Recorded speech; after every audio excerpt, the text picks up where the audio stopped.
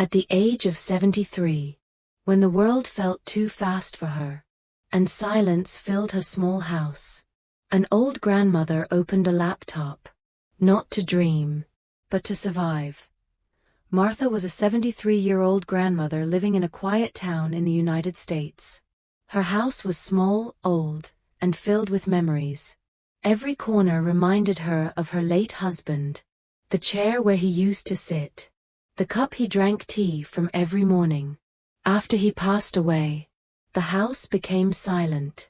Her children had grown up. They had jobs. They had families. But they didn't have time for their mother. Days passed. Weeks passed. Sometimes, Martha would hold her phone, staring at the screen, hoping it would light up. But it never did. One cold morning, she found a letter at her door. It was from the bank. Her hands shook as she opened it.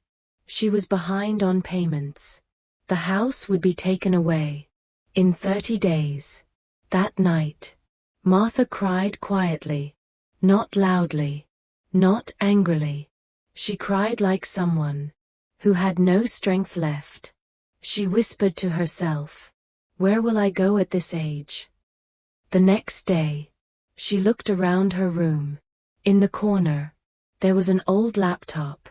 Her grandson had left it years ago, and never came back for it. She touched the keyboard slowly, as if it might break. She didn't know how to use it. She was afraid, but fear was smaller than losing her home. She turned it on. The screen glowed. Her eyes filled with tears again. She searched for help. Free videos. Simple lessons. Her fingers were slow. She made many mistakes. Sometimes she failed so badly that she wanted to quit. But every night, she remembered the letter. She remembered the empty house. So she tried again. Days became nights. Nights became mornings. Her back hurt. Her eyes burned. But slowly, she learned. Simple typing work. Small online tasks. It paid very little. But it paid something. One night, she received her first payment. She stared at the screen for a long time. Then she smiled. Not because of money, but because she felt useful again. She worked every day, even when she was tired, even when she felt sick. She paid part of the bill. The bank sent another letter. This time, the eviction was stopped. Her house was safe, but her heart was still empty. She sat alone at night, holding her phone again. Still no calls. Still no messages. She looked at her reflection on the screen and whispered, "I saved my home, but I wish someone had saved me." Martha turned off the laptop. She sat in silence.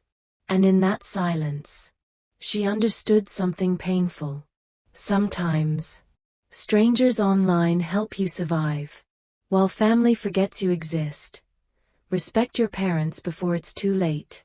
One day, their silence will answer everything. After saving her house, Martha thought life would feel easier. But it didn't. Money solved one problem, not loneliness. Every morning, she woke up early.